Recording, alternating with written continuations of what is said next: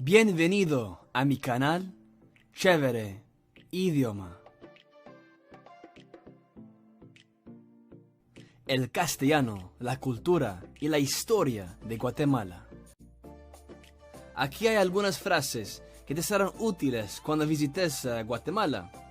Si quieres decir plata o dinero en Guatemala, usa la palabra pisto. Por ejemplo, ¿vos tenés un lugar donde puedo cambiar mi pisto?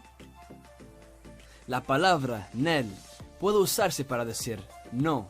Por ejemplo, nel, no conozco ningún lugar. Si querés decir botanas, puedo usar la palabra boquitas. Por ejemplo, ¿vos sabés dónde puedo encontrar boquitas? La palabra calidad puede usarse como una forma de decir que algo es genial o de cualidad. Por ejemplo, este puesto frente es calidad.